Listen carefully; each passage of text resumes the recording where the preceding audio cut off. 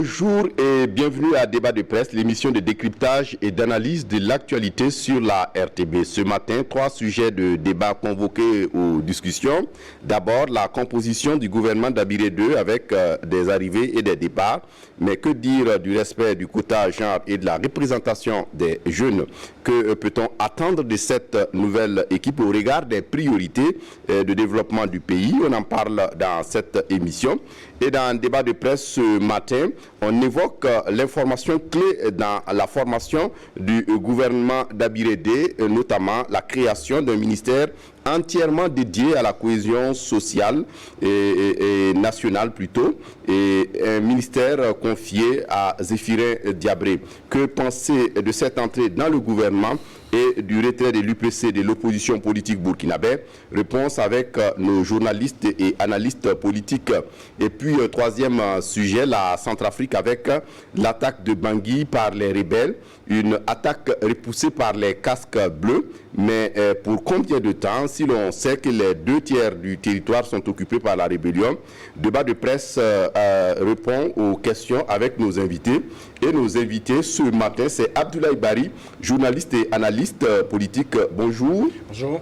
Merci de venir pour le débat. Deuxième invité à débat de presse ce matin, Joachim Vokouma de Kasseto.net. Bonjour Joachim. Bonjour, et merci d'être là. Troisième invité, Boukari Ouba de Mutation. Bonjour. Bonjour Kendo. Merci d'être là. Et puis, quatrième invité à débat de presse ce matin, Dabadi Zumbara des éditions Le Pays. Bonjour Dabadi. Bonjour. Et merci d'être là pour le débat. Et on commence d'ailleurs même avec vous, Dabadi, la formation du nouveau gouvernement d'Abiré II. On a vu des départs, environ une douzaine, mais on a vu aussi des arrivées, également près d'une quinzaine, 14 près d'une quinzaine.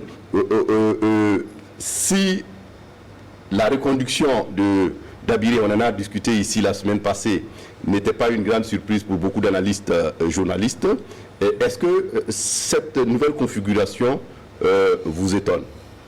Bon, moi, ça ne m'étonne pas. Hein. Il faut d'abord dire que la composition de ce nouveau gouvernement d'Abiré II n'a pas dérogé à la règle générale qui veut que, c'est vrai, elle n'est pas écrite, mais elle veut que toutes les régions, voire religions, soient représentées au sein du gouvernement. Alors cela a été fait, et en plus on a essayé effectivement de faire un clin d'œil à la zone féminine, et à ce niveau effectivement le nombre de femmes passe à 9 contre 7 dans le précédent gouvernement, et on a essayé également aussi de récompenser autant que faire se peut les partis alliés. Et à ce niveau, on a vu comment on a essayé de leur octroyer des Marocains. Alors, mais à ce niveau, il faut quand même reconnaître une chose, tous ceux qui n'ont pas pu tirer leur épingle du jeu, que ce soit du côté du parti au pouvoir ou des partis alliés, ont été purement et simplement éjectés de l'appareil gouvernemental. Alors, cela montre que les considérations politiques ont plus pris le devant par rapport aux considérations techniques. Bon, naturellement, ce nouveau gouvernement, il faut le dire, compte en son sein des technocrates, mais je pense que son ossature répond plus à un combat politique, des ambitions que l'on veut imprimer, et à ce niveau, effectivement, on sent une certaine volonté de travailler sur le terrain politique pour résoudre les problèmes sociaux. Alors, c'est tout à fait, on veut gagner la bataille de la cohésion, condition sine qua non pour le retour de la paix au Burkina. Donc il y a une forme de continuité qu'on constate avec ce gouvernement, mais en même temps, on a apporté du sang neuf, on l'a dit, il y a eu 12 départs, et puis il y a eu 14 personnes qui sont arrivées, qui ont intégré ce nouveau gouvernement. Alors je pense que le dosage est fait de telle sorte que sur le plan politique, que l'on puisse véritablement travailler plus avec, j'allais dire, les considérations beaucoup plus politiques, parce que, on l'a dit tout à l'heure, il y a des postes, par exemple, quand on les examine, on se rend compte qu'ils sont occupés désormais par des hommes beaucoup plus politiques que par des techniciens. Alors, cela répond effectivement naturellement à un besoin de communication beaucoup plus politique, par exemple. Et ça peut expliquer cette situation. Et je pense que la création, effectivement, du ministère, ou du moins la nomination d'un ministre d'État chargé de la réconciliation nationale et de la cohésion sociale, montre clairement les ambitions affichées de ce nouveau gouvernement. Il s'agit de travailler à ce que les fils de Burkina puissent se réconcilier et éventuellement amorcer le développement. Alors, on va y revenir au deuxième point de ce débat. Abdoulaye Bari, merci d'être là. Je rappelle que vous êtes journaliste et analyste politique. Vous n'êtes plus à présenter. Merci pour cet accompagnement. Et pour vous, est-ce que c'est le politiquement correct qui a été mené dans la formation de ce gouvernement? Oui, merci mon cher confrère.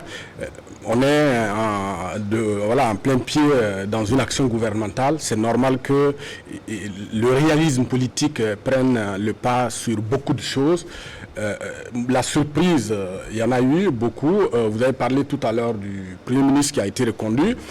Effectivement, moi, je pense qu'il y a une certaine surprise à ce niveau parce qu'on a traîné pendant une semaine et plus. Ça nous a donné l'impression que le président était en train donc de chercher un Premier ministre. Est-ce que finalement, c'est parce qu'il n'a pas eu un Premier ministre qui s'est rabattu sur son Premier ministre?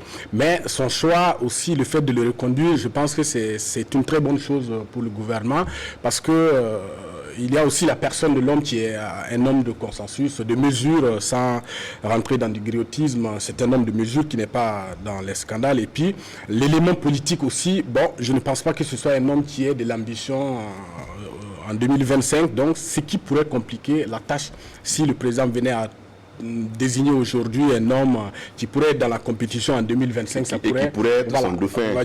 Ça pourrait compliquer la tâche pour lui. Mais il y a un enseignement important aussi à retenir de l'équipe gouvernementale.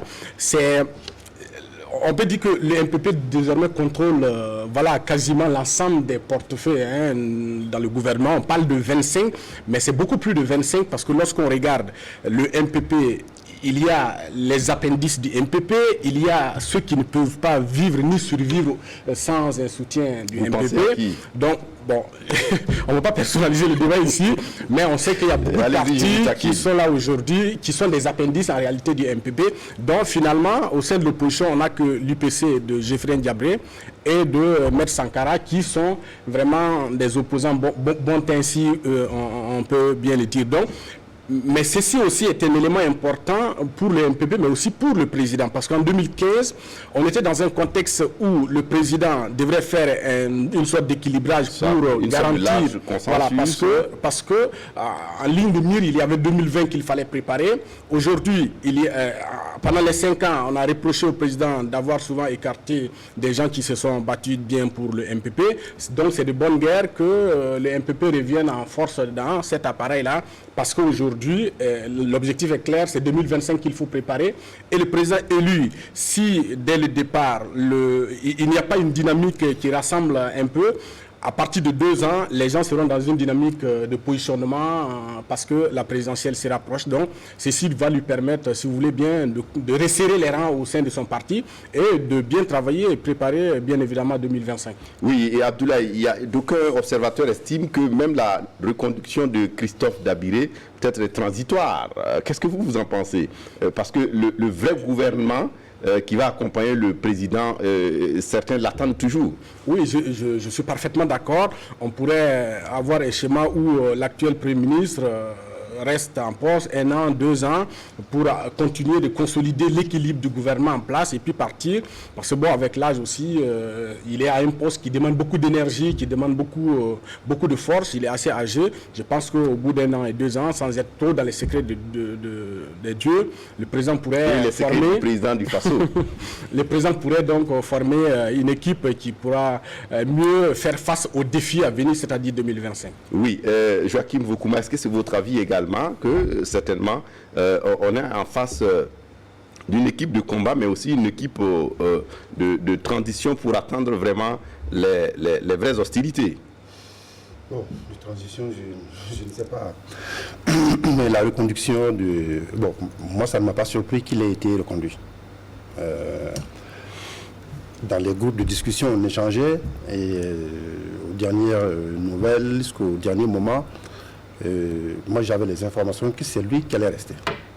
J'avais dit à du copain, non, c'est lui qui va. Il me dit, ah, donne-nous. J'ai dit, non, je n'ai pas plus, mais je sais que c'est lui qui va rester. Je ne pense pas que ce soit un premier ministre par défaut qui a été reconduit.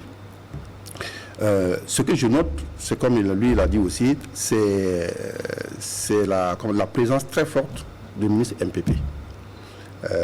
Contrairement à l'équipe précédente où il n'y avait pas beaucoup de ministres MPP. Là, ils sont 25 encartés MPP, dont 11 du BEN, Bureau exécutif national. Ça, c'est fondamental parce que vous vous rappelez, depuis 2015, Émile Paré n'arrête pas de dire qu'il y a des ministres qui n'ont pas d'étiquette, qui n'ont pas de compte de redevabilité vis-à-vis du peuple parce qu'ils ne sont pas allés solliciter leur suffrage, qui sont dans le gouvernement et que ce n'est pas normal. C'était sa position et bon, à chaque occasion, il ne s'engage pas. Oui, et c'était une opinion qui était quand même partagée à l'intérieur du MPP. Je pense que cette fois-ci, le président leur a donné raison, satisfaire, quitte à, à ne pas satisfaire un parti comme le NTD. Le NTD, quand même, qui a eu 13 députés et qui s'en sort avec toujours un seul ministère. Alors que, c'est vrai, la configuration politique a changé avec un ministère durant les 5 dernières années, alors qu'il n'avait que 3 députés. Actuellement, les choses ont changé puisque, bon, c'est aussi l'entrée... C'est plus. Au moins, voilà. Mais c'est avec l'entrée aussi de l'UPC. Parce que l'UPC, moi je l'avais déjà annoncé ici en début décembre. Ils avaient dit clairement que ces cadres avaient carrément dit qu'ils ne souhaitaient plus être dans l'opposition. Donc, en offrant ces services au MPP, ça a contribué d'une certaine manière à limiter les ambitions du NTD et à donner peut-être plus de marge de manœuvre pour le président de jouer sur l'équilibre en donnant satisfaction dans son propre camp, a préféré peut-être avoir le NTD ou d'autres personnes sur le dos que d'avoir affaire au MPP. Voilà, au MPP dans son propre camp. Bon, on reviendra évidemment sur la nomination du ministre d'État, mais ce que je note aussi, tout le monde l'a noté, ce sont les regroupements. C'est-à-dire le ministère des Mines et de l'Énergie retrouve son ancien périmètre, également le ministère de la Justice, oui. Et des droits humains, qui avait été scindé en deux, donc il retrouve encore son unité. Et il y a le ministère des Affaires étrangères, de la coopération, et des Burkinabés. De l'intégration et des Burkinabés de l'extérieur. Bon, j'ai déjà eu l'occasion de le dire ailleurs. Bon, personnellement, ayant milité beaucoup pour la création d'un ministère des Burkinabés de l'extérieur, bon, ça me fait de la peine de voir que de ministre délégué, on est passé à ministère plein, puis on revient à ministre délégué, mais il semble que ce n'est pas exclu qu'on devienne encore un ministère plein et entier. Est-ce que c'est, comment dire, parce que c'est quand même une façon de capitaliser ce que la diaspora peut apporter. Ce n'est pas seulement les mandats qu'ils envoient pour les dépenses sociales, les dépenses domestiques. Je pense que le ministère de l'Intégration avait commencé déjà à faire un travail. Un travail de fond, tout à fait. On a déjà vu le premier forum. Tout à fait, le premier forum. Et puis il y a une stratégie nationale de la diaspora qui a été élaborée, donc qui est en train d'être mise en œuvre. Donc il y a un travail de fond qui a commencé.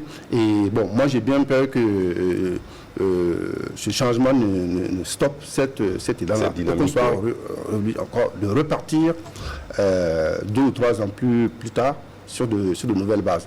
Mais bon, c'est peut-être des choix politiques qui ont été décidés par quelqu'un qui a été élu démocratiquement. Moi, je ne suis qu'un analyste, un journaliste, et c'est celui qui a la légitimité populaire qui décide et qui t'en rend compte au peuple après. Oui, Boukari Ouba, votre réaction par rapport à la formation de ce gouvernement d'Abiré 2, les uns et les autres l'ont dit, la présence du parti du président, mais également une équipe de combat, parce que les priorités n'attendent pas.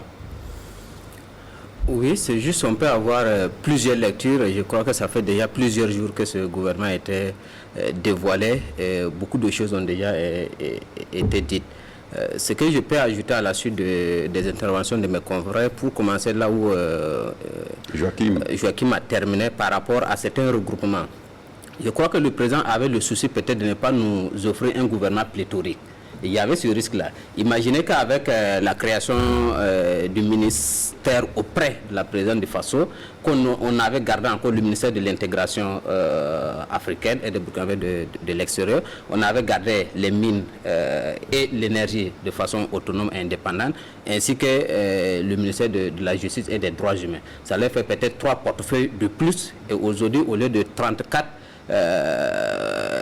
ministres, on serait à 37 ministres, ce qui n'est pas du tout une très bonne chose. Je pense qu'on a pensé qu'on pouvait avoir un gouvernement qui ne dépasse véritablement pas la trentaine au maximum. Donc il y avait ce souci-là.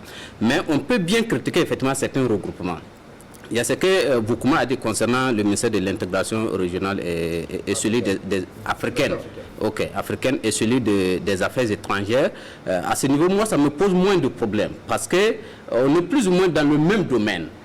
Quoique si on veut avoir un regard beaucoup plus prononcé par rapport au Burkinabé de l'étranger, on peut leur dédier un ministère à part. Mais il n'y a pas du tout d'antagonisme, on est dans la même matière, et le ministre des Affaires étrangères, même si on n'ajoute pas la question de l'intégration africaine, même si à l'intérieur il n'y a pas la notion de Burkinabé de l'étranger, les missions du ministre des Affaires étrangères, c'est de gérer tout cela. Par contre, lorsqu'on me dit le ministre des Mines et de l'énergie, je vois là véritablement 2 matières qu'on n'avait pas besoin du tout d'associer. Aujourd'hui, j'ai quand même un certain regret de voir qu'on passe de ministre plein pour ce qui est des mines à ministre délégué. Alors qu'on sait ce que les mines représentent au Burkina Faso en termes de recettes. C'est notre premier produit d'exportation. On a des ambitions en matière de mines. Et c'est un secteur où il y a beaucoup de défis. Il y a des conflits. Et on prend ce ministère-là, venir ajouter au ministère de l'énergie, où c'est encore un ministère très difficile, où on a des ambitions aussi à ce niveau. Et on confie ça à un seul ministre, ça me pose problème. Ce n'est pas la même chose quand on associe droits humains et puis justice. Comme je l'ai dit, droits humains et puis justice, c'est la même chose. Tout comme affaires étrangères et puis coopération africaine.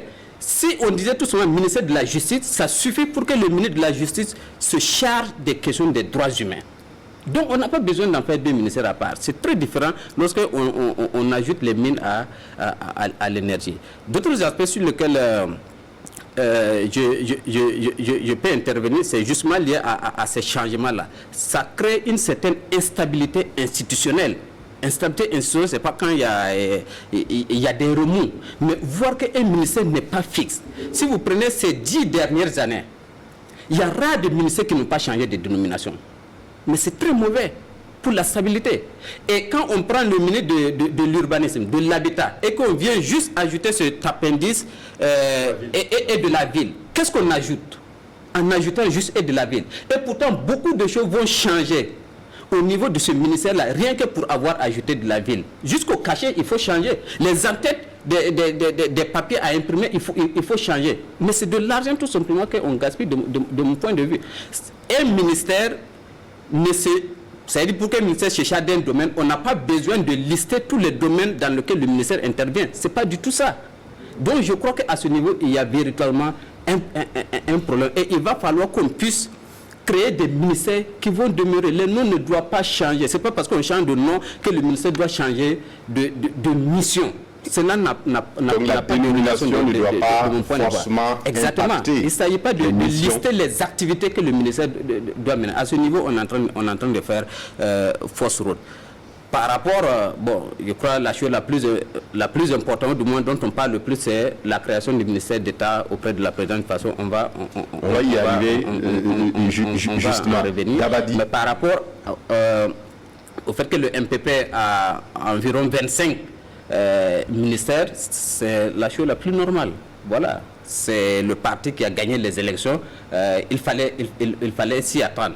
Mais je ne pense pas que ce gouvernement soit forcément un gouvernement transitoire. Parce que dans tous les cas, avec Roch, on n'aura jamais le gouvernement que vous attendez là. Parce qu'on a dit ça depuis 2015.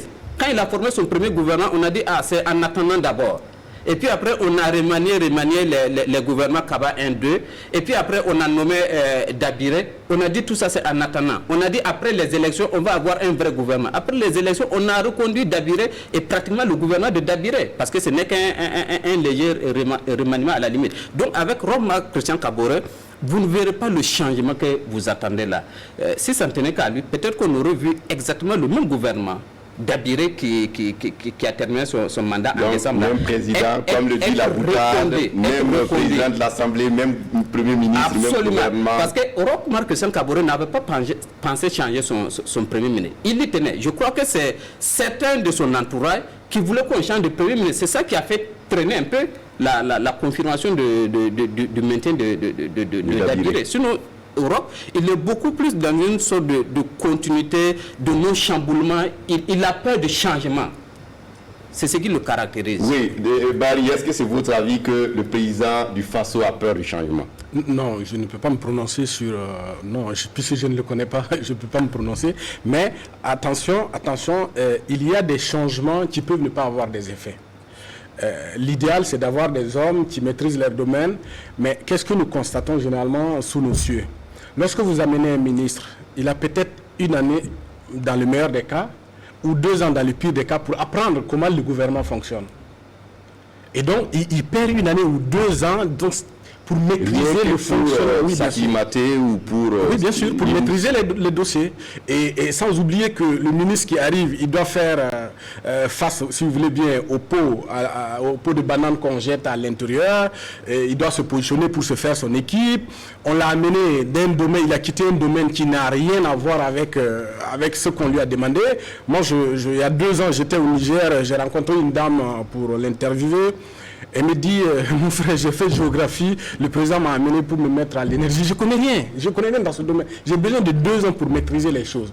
Mais pour un cadre supérieur, un commis de l'État à un certain niveau, le problème ne se pose pas. Non, n'oubliez pas une chose, que quand même on est en Afrique où on n'a pas de structure qui forme les gens et qui les prédestine à occuper ces fonctions d'État. Par exemple, si vous partez en France, on sait que bon, les gars, ils sont sortis de l'ENA, ils sont aptes à... Parce qu'ils sont destinés à occuper la fonction d'État. Voilà, mais vous voyez un peu, moi, c'est ce que j'ai apprécié dans l'actuelle équipe là.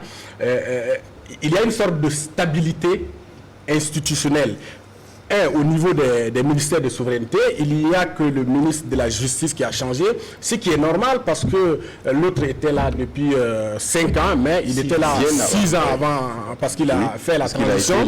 Et puis, il y avait des reproches qu'on lui faisait à tort ou à raison de ne pas s'entendre avec les cas de la justice. Mais c'est un domaine spécifique où c'est la justice, on amène un acteur de la justice, ça peut se comprendre.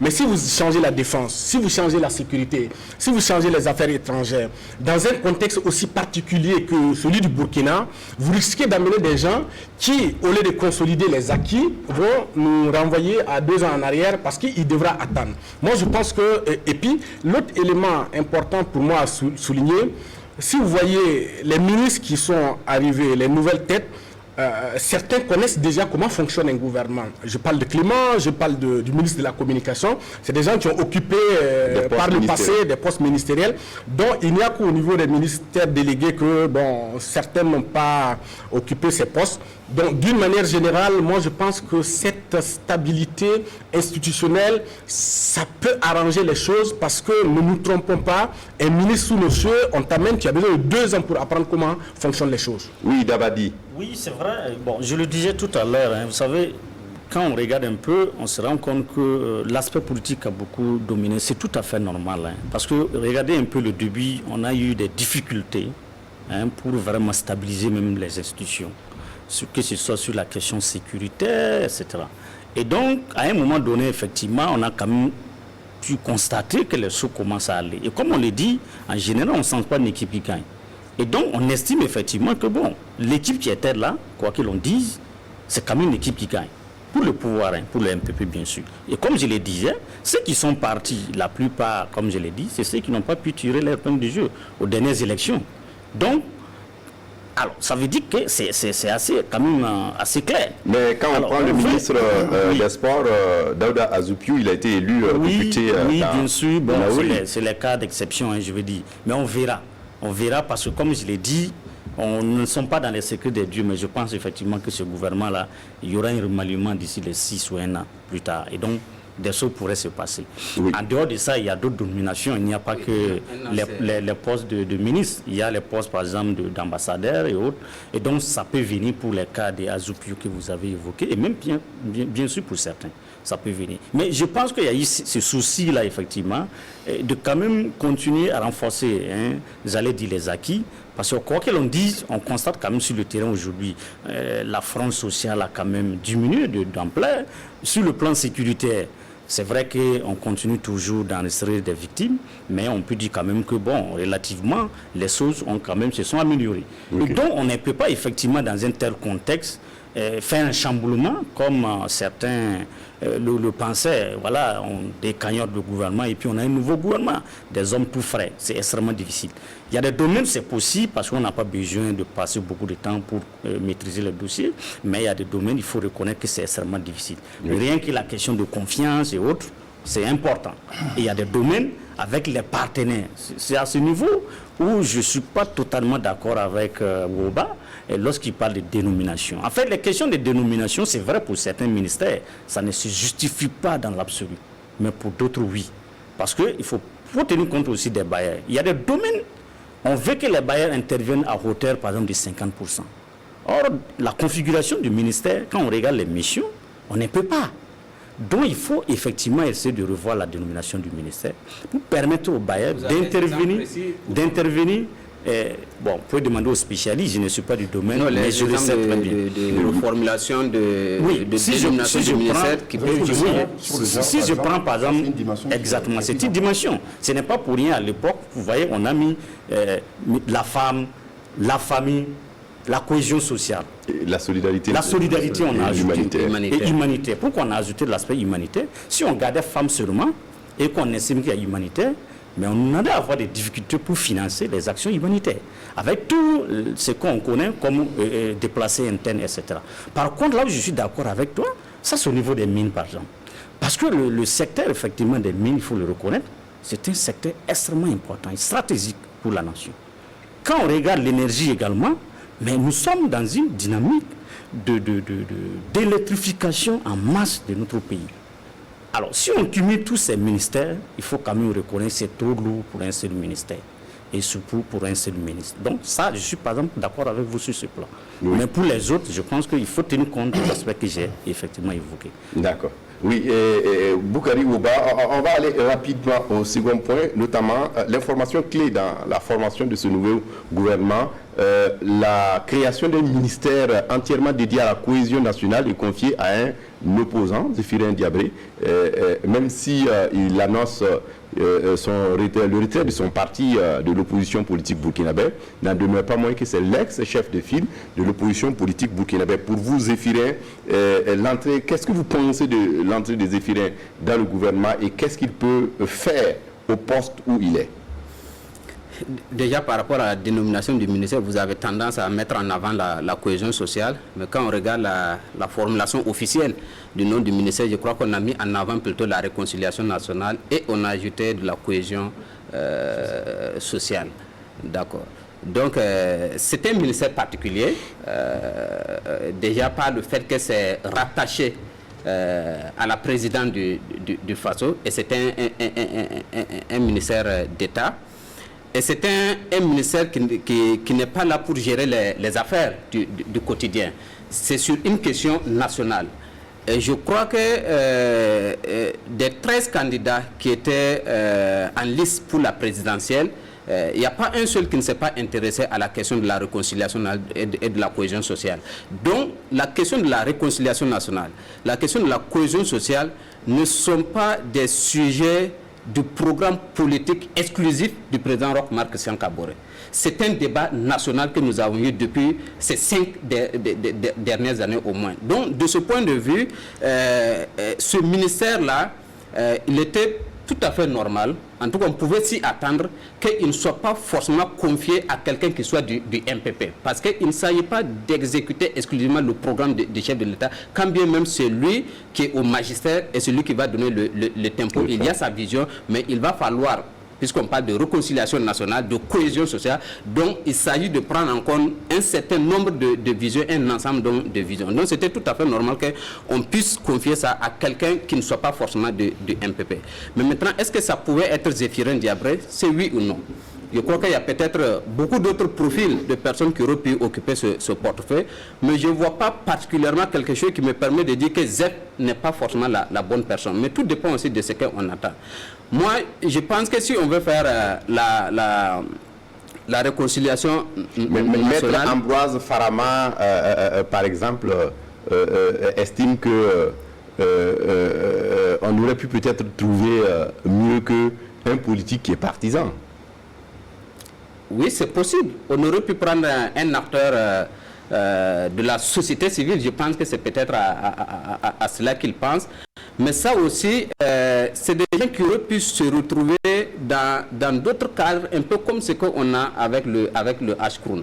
À ce niveau, on n'a pas besoin d'un homme politique. On a besoin d'un homme qui fait un certain consensus, qui n'appartient pas à des chapelles politiques. Je crois que ce qui a peut-être conduit le président Roch Marc Christian Kaboré à nommer quelqu'un comme Zep, c'est qu'il y a fortement une dimension politique dans cette affaire de réconciliation nationale. Moi, j'attends de voir. Sinon, j'ai bien l'impression qu'au résultat, on va aboutir d'abord à une question de réconciliation politique avant de penser à cette réconciliation nationale. Parce que ce qui fait qu'aujourd'hui, il y a beaucoup de tiraillements. Ça part avant tout des derniers événements de 2014. Ça semble être la priorité pour le président Roch Marc Christian Kaboré. Avant l'ouverture officielle de la campagne, il a été le premier à donner le ton sur une chaîne de télévision internationale où il a dit que quand il va être élu, dans les 6 premiers mois de son mandat, de son quinquennat, il fera revenir le président Blaise Compaoré. Mais c'est une question éminemment politique. Et elle tient aux événements de 2014. Et dans les événements de 2014, si vous cherchez quelqu'un qui était au cœur de ces événements-là, c'est Zéphirin Diabré. C'est Zéphirin Diabré qui était en tête, qui nous a amené à chasser le président Blaise Compaoré. Et donc, ramener Zéphirin Diabré pour qu'effectivement il organise d'une certaine manière le retour de Blaise Compaoré, ça peut se justifier. Donc, ce n'est pas forcément la seule personne qui pouvait accomplir cette mission, mais je crois qu'en attendant de voir exactement ce qu'on met comme contenu dans cette question de réconciliation nationale et de cohésion sociale, le choix de Zéphirin Diabré pourrait se justifier par le fait qu'on veut donner une certaine prépondérance aux questions politiques, même si ce n'est pas forcément ce que moi j'aurais souhaité. Joachim Vokuma. Moi, ce qui m'intéresse, d'abord, c'est le contenu de cette réconciliation-là. Qu'est-ce qu'on met dedans? Bon.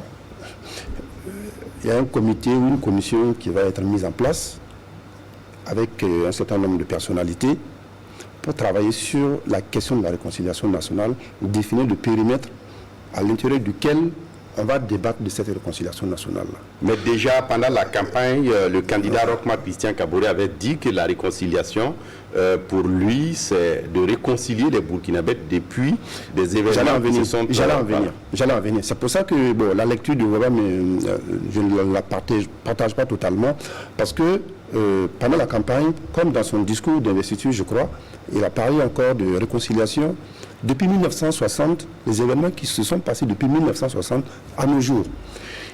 Évidemment, il y a eu une fixation sur les événements de 2014 parce que bon, ça a conduit à chasser un chef d'État qui a resté 27 ans au pouvoir et qui est parti dans des conditions qu'on sait, avec d'autres camarades compagnons qui sont à l'extérieur. C'est encore frais dans nos mémoires, mais ce ne sont pas les seuls éléments qui doivent être traités dans le cadre de la réconciliation nationale. C'est sûr que bon, ceux qui sont à l'extérieur avec lui, et s'ils reviennent, bon, physiquement, on voit effectivement qu'il y a des gens qui sont partis, qui sont revenus. C'est comme en Côte d'Ivoire, quand les partisans de Laurent Gbagbo certains sont allés au Ghana, et on a vu des arrivées massives par car entier, parce qu'il y a eu tout un travail de tentative de réconciliation. Bon, physiquement, on voyait effectivement qu'il y avait quelque chose de changé. Voilà, qui bougeait. Donc ça c'est important de le noter. Mais bon, ce qui m'importe aussi, c'est le résultat auquel on va parvenir. Le profil en tant que tel de Zéphirin Diabré, pour moi, c'est pas si grave que ça. Contrairement à la Côte d'Ivoire, vous savez, quand Ouattara a nommé Kakabe ministre de l'intégration africaine, bon, franchement, ça fait rire pas mal de gens. Oui, réconciliation nationale, ça fait rire pas mal de gens. Parce qu'on ne voit pas très bien comment il peut avoir le profil pour réconcilier les Ivoiriens. Ce qui n'est pas totalement le cas de Zéphirin Diabré. C'est un acteur politique. On oublie qu'il a été ministre du Commerce, ministre de l'économie et des finances, quand Christian Kaboré était Premier ministre, il a été président du Conseil économique et social, avant de quitter et de partir faire des carrières internationales, avant de revenir. Et quand il est revenu, il n'avait pas de relation houleuse comme ça avec ceux qui étaient encore au pouvoir, ses anciens partenaires, ses anciens camarades. Et aujourd'hui, je pense qu'il a un pied dans chaque camp.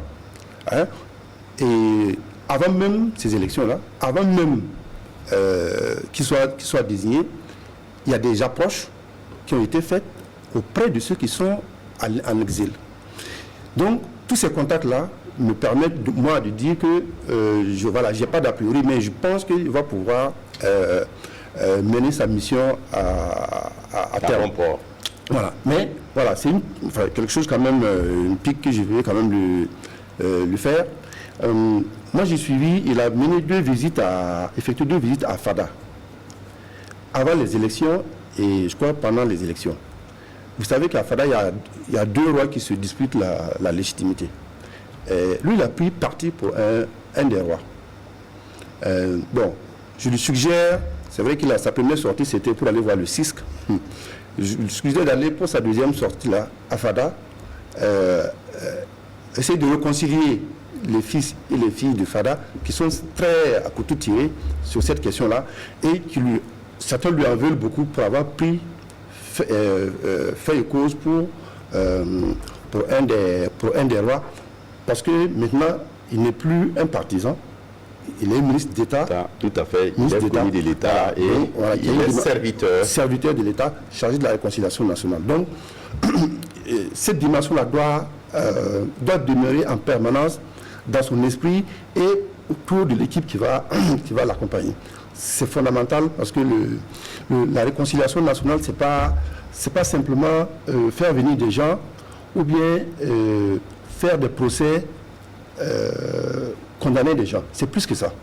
On peut condamner quelqu'un qui répare le tort qu'il a commis.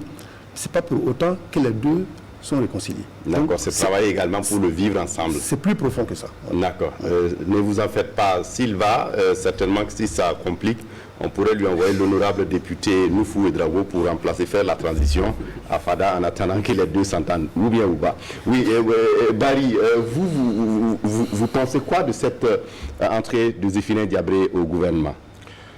Bon, moi, Ouba a touché à quelque chose de très important pour moi, notamment l'aspect politique des choses.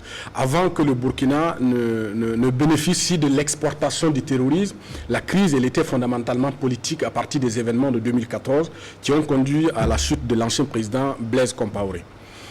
Donc, on est dans un contexte politique qui a laissé des traces.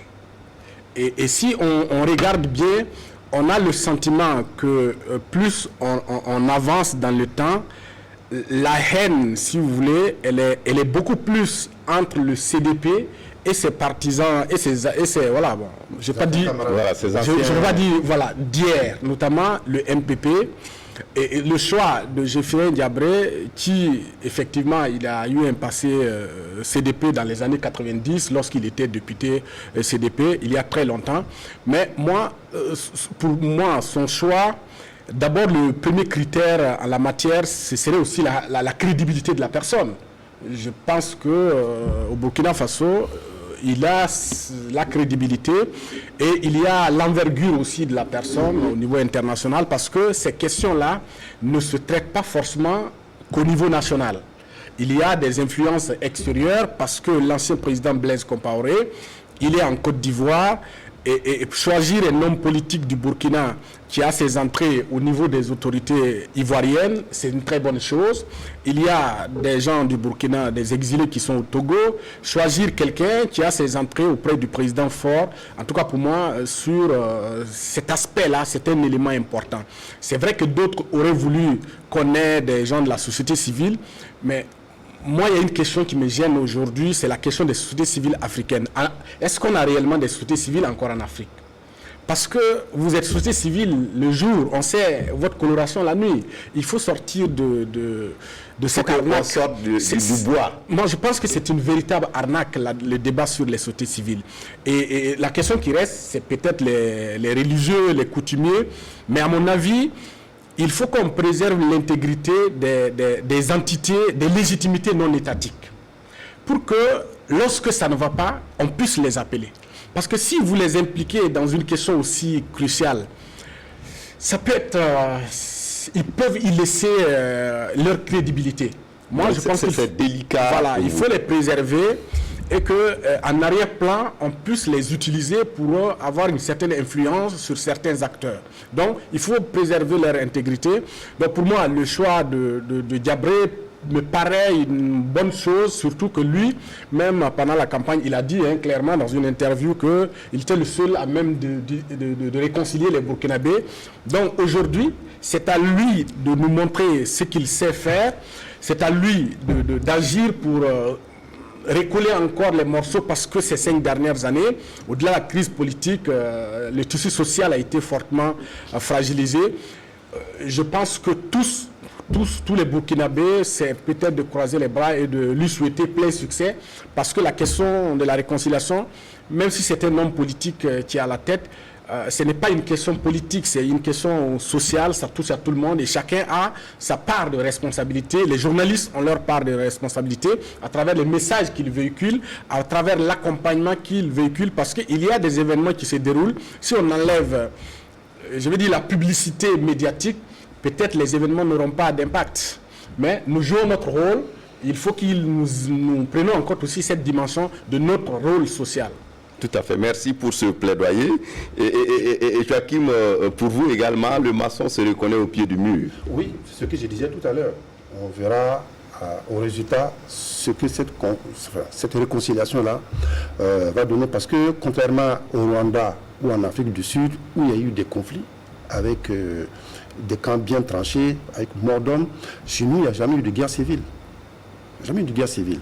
C'est vrai, il y a des endroits où il y a eu des confrontations, des affrontements intercommunautaires, mais on n'a jamais eu une guerre civile. Donc, ce n'est pas exactement la même chose. Donc, c'est pour ça que moi, j'attends toujours de voir le cadrage de cette conférence. Mais ce que je vais ajouter, c'est que pour Zéphirin lui-même, Diabré lui-même, je crois que cette offre arrive au bon moment. Et il a perçu l'intérêt de saisir l'opportunité, d'abord pour relancer sa propre carrière politique. Parce que, en même temps, maintenir l'UPC en vie, l'UPC tel qu'il a envie. Parce que vous vous rappelez, quand même depuis 5 ans, il y a eu une série de défections dans son camp. Depuis 2015, jusqu'à la veille des élections, avec le départ de Nathaniel Ouedraogo et du Naba. Et comme je disais au début, s'il était resté dans sa posture d'opposant dans le CEPOF, il est évident qu'il allait encore avoir des départs. Il allait se retrouver avec un UPC sans cadre, sans vrais militants, ceux qui en tout cas ont fait partie de l'aventure depuis le début. Donc, pour lui, je pense que c'est une bonne chose, c'est une opportunité qu'il a su saisir pour relancer sa carrière politique et maintenir l'UPC sur la scène politique et donner aussi espoir à des militants qui commençaient vraiment à désespérer. C'est vrai, c'est un ministère de mission, comme on dit. Il n'y a pas une grosse administration comme ça, avec des postes de DG, tout ça à pourvoir.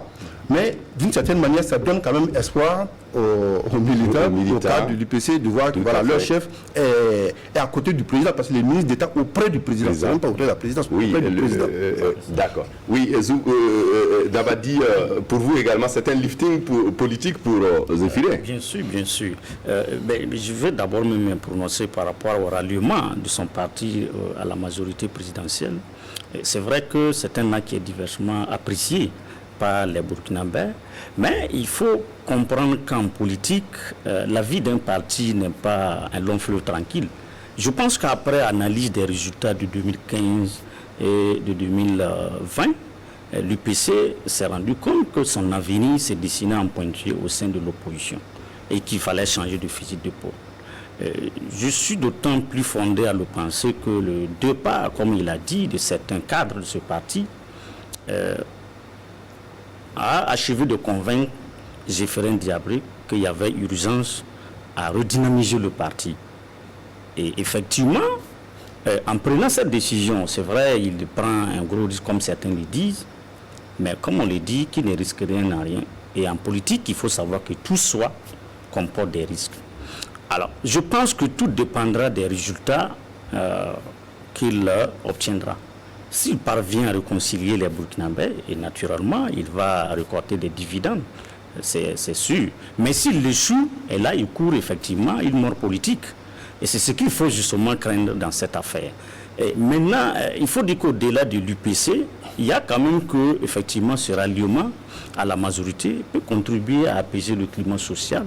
Parce que, comme on l'a dit, lorsque un parti de l'envergure de l'UPC, s'il y a des difficultés au sein de ce parti, et naturellement, ça va se résaillir sur le reste de la vie de façon générale. On a vu avec le départ de certains cadres ce que ça a entraîné plus tard.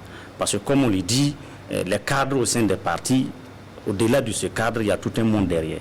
Et on ne sait pas comment les choses peuvent se passer. Je crois qu'à travers ces ralliements, on est tenté de dire que lui, Armand Ouali, a eu tort d'avoir eu raison trop tôt. Parce que il fait partie des premières personnes qui avait estimé que en 2015, exactement, et que la place de l'UPC en son temps tout à était fait, dans la majorité. Effectivement dans la majorité, tout simplement parce que ils ne comprennent pas qu'après avoir été le grand artisan, je veux parler de Zéphirin Diabré, qui a permis plus ou moins de sasser l'ancien régime, qu'il reste encore dans l'opposition, au lieu d'aller avec ses anciens compagnons. Et je pense qu'effectivement, de point de vue logique, quand même aussi de cohérence, ça peut se comprendre. Mais il ne faut pas aussi oublier que, au-delà de ces considérations, le départ du PC de l'opposition va naturellement fragiliser, j'allais dire, notre démocratie. Parce que lorsque dans un pays, on n'a pas une opposition forte, ça peut effectivement entraîner d'autres difficultés. Mais nous sommes dans un contexte où on a beaucoup plus besoin quand même que les acteurs politiques se parlent, qu'ils se retrouvent et qu'ils fassent la paix. Et c'est à ce niveau... Parce où il y a une domination forte du CDP. Exactement, du CDP. Et c'est à ce niveau, je pense que en fait, Zéphirin Diabré, il est comme celui qui est équidistant entre les deux partis. Parce qu'aujourd'hui, quoi que l'on dise, par rapport à cette réconciliation, en dehors de certains dossiers emblématiques qui n'ont pas trouvé peut-être solution jusque-là, parce qu'il ne faut pas oublier quand même que le HASCOUL a fait un gros travail. Il y a beaucoup de dossiers qui ont été vidés à travers les HASCOUL. Il y a eu des réparations, etc. Donc aujourd'hui, on ne peut plus parler, par exemple, de ces dossiers. Mais vous avez des dossiers, effectivement, qui sont plus récents et certains dossiers pendant. Et je pense que quand on regarde un peu, on se rend compte qu'il y a toujours une rivalité qui est assez tenace entre les militants de l'UPC et du MPP et ceux de CDP. Et donc il est difficile, par exemple, pour moi, qu'un militant du MPP puisse arriver à jouer ce rôle de réconciliation. Ça allait être extrêmement difficile. Et donc je pense que le choix des Zéphirin peut se justifier par rapport à cet aspect. Et comme on l'a dit, on ne fait pas la paix avec ses amis, c'est avec ses adversaires ou ses ennemis. Alors Zéphirin Diabré étant le commandant en chef des insurgés, je pense qu'il est le personnel le mieux placé pour échanger avec ceux qui sont partis récemment. Voilà, je pense qu'on a voulu donner peut-être un symbole aussi à la chose. Mais naturellement, il faut travailler à ce que cette réconciliation ne soit pas une réconciliation de façade. Parce qu'on l'a vu en 2001, et on a même impliqué effectivement des religieux, mais finalement, on a vu ce qui est devenu le rapport. Et conséquence, aujourd'hui, on est là encore à parler de réconciliation. Parce que si on avait effectivement... Les bases étaient bien posées, on aurait pu évacuer. On aurait pu évacuer, on n'en serait pas là. Et donc je pense que c'est extrêmement important. Et tout le mal qu'on peut souhaiter à Zéphirin, c'est de réussir cette réconciliation. Parce qu'il ne faut pas oublier quand même que c'est important que les Burkinabés se réconcilient. C'est vrai, il n'y a pas eu de guerre civile, comme Vokuma l'a dit, mais il faut dire que les premiers éléments d'instabilité du Burkina sont partis du fait que les acteurs politiques ne s'entendent pas. Et ça, je pense que sur le plan sécuritaire, si on veut trouver une solution aujourd'hui au terrorisme, etc., il faut naturellement que les acteurs politiques se parlent. Et il ne nous reste pas beaucoup pour terminer avec cette émission, mais on sait également, comme l'a dit Dabadi, Zéphirin Diabré, ministre d'État, ministre chargé de la réconciliation, est conscient qu'il faut réussir ou périr, sinon que l'opinion l'attende de pied ferme. Si vous me permettez, Ouba, juste Abdoulaye Bari, une question sur la Centrafrique, avec l'attaque de Bangui, les rebelles qui ont attaqué Bangui cette semaine, mais une attaque repoussée par les casques bleus. On se pose un peu la question pour combien de temps. Il est vrai que les soldats de l'amunissement essaient de rassurer par un déploiement, mais quand on sait que les 2/3 du territoire ne sont pas au contrôle de Bangui, est-ce qu'il n'y a pas péril à la demeure? Oui, je veux dire que la situation, effectivement, vous avez raison, la situation en République centrafricaine est aujourd'hui dans l'ordre du critique, voire du dramatique. Vous avez dit 2/3 du territoire contrôlé par les groupes armés. Moi, avant de venir ici, j'ai échangé avec un élément de la CPC, c'est-à-dire la coalition rebelle qui regroupe l'ensemble des groupes rebelles qui sont aujourd'hui en guerre contre le pouvoir de Touadéra. Et ce qui est surprenant, vous voyez des groupes armés qui étaient rivaux hier sont arrivés à la faveur des contingences politiques à se donner la main et avoir pour seul objectif la prise de Bangui. Donc il me dit non, en vérité nous contrôlons 3/4 du territoire. Et ce n'est pas faux, parce que lorsqu'on regarde aujourd'hui Archange Touadéra, il est gardé par les forces russes, la MONUSCA, c'est une armée centrafricaine en faillite totale parce qu'elle n'a pas été réformée, elle n'a pas été refondée. Donc on se retrouve avec un pouvoir de Bangui qui ne contrôle que Bangui. C'est vrai, il y a mercredi la ville de Bambassou. Elle n'a pas été reprise parce que les groupes armés ont abandonné et finalement les FACA sont venus prendre position. Donc le pouvoir en place ne contrôle que Bangui et légèrement quelques villes du sud. On a la crise politique, au-delà de cette crise-là, on a une crise post-électorale qui risque de naître parce qu'on a une coalition de 10 candidats à la présidentielle qui ont saisi la Cour constitutionnelle parce qu'ils estiment que c'est une élection qui n'a pas été transparente. Mais on attend mardi, la Cour constitutionnelle donc, de la République centrafricaine devrait se prononcer, valider ou invalider ces élections. Mais je pense qu'il ne faut pas s'attendre à ce que ces résultats soient invalidés. On pourrait donc, la Cour constitutionnelle pourrait valider ces élections. Et ce à quoi on peut s'attendre, l'attaque de la semaine dernière, l'objectif était clair. Les groupes rebelles étaient déjà à Bangui à travers PK12 et PK5, mais cette attaque aussi était une attaque stratégique parce qu'elle permet donc aux groupes rebelles d'avoir une certaine emprise sur Bangui parce que les éléments qu'on a dit qu'ils ont été repoussés, en réalité, se sont disséminés dans la nature pour renforcer les éléments qui sont déjà à l'intérieur de Bangui, notamment les anti-Balaka et puis d'autres éléments de la Seleka. Donc, on peut dire que la situation en République centrafricaine, malgré le déploiement de plus de 300 éléments de forces russes, il y a la MONUSCA, mais aussi les Rwandais qui sont venus, la situation me paraît délétère parce qu'aujourd'hui, le président Touadéra a réussi à mettre tout le monde contre lui, il faut le dire. Oui, Boukari Ouba. Non, je crois que c'est juste les élections, d'une certaine manière, qui ont ramené davantage la Centrafrique au devant de la scène, devant les projecteurs, parce qu'on s'était détourné de la crise, mais la Centrafrique ne s'est jamais remise des événements qui peuvent remonter depuis 2003 au moins. C'est un pays qui a connu dans ce laps de temps-là au moins 3 guerres civiles.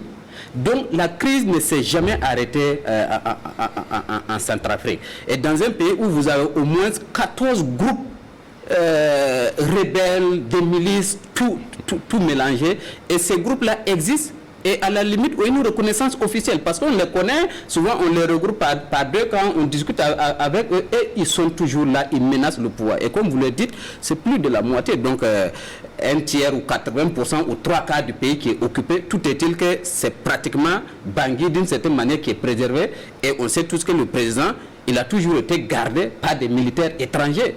Donc aujourd'hui, si on enlève les Nations Unies en Centrafrique, mais ce pays-là, il n'existe pas. Donc c'est un pays qu'on essaie de tenir à flot, un pays de moins de 5 millions d'habitants, mais un pays immensement riche. Et je pourrais dire la Centrafrique est à cette partie du continent-là. C'est que la Côte d'Ivoire est en Afrique de l'Ouest. C'est-à-dire, à cause de vos richesses, vous n'aurez jamais la paix. Et ça va être difficile, justement, de pouvoir stabiliser le pouvoir de Bangui. Oui, juste 30 secondes, Larry. Il a souligné quelque chose de très important. Ce qu'il faut noter aujourd'hui en République centrafricaine, c'est aussi cette course effrénée pour le contrôle des richesses de la République centrafricaine. Parce que si vous enlevez la malédiction des ressources minières et minéralières de la République centrafricaine, je pense qu'il n'y aura pas de guerre. Et aujourd'hui, on a une rivalité des puissances étrangères parce que chacun veut contrôler une portion du territoire à travers ses groupes d'influence. Notamment, il y a la Russie qui est revenue en force avec ses forces paramilitaires, mais aussi avec ces sociétés qui ont signé beaucoup d'accords dans les mines, mais aussi la France par qui le Tchad serait en train d'œuvrer pour maintenir donc ces rivalités parce que chacun veut avoir un contrôle sur ce pays qui est en vérité un réservoir de richesse. Oui, on va s'arrêter là vraiment pour cette émission. On est vraiment pris par le temps. C'est vrai qu'on a commencé un peu en retard. Désolé pour le retard. Désolé Joachim. Désolé Zumbara également. Certainement, on va vous retrouver dans d'autres émissions pour discuter de Bangui et de la Centrafrique. Surtout que les événements se poursuivent sur le terrain. Merci à tous les quatre d'être venus. Joachim Vokouma, directeur de publication de Kasseto.net. Merci d'être venu. Abdoulaye Bari est journaliste et analyste politique.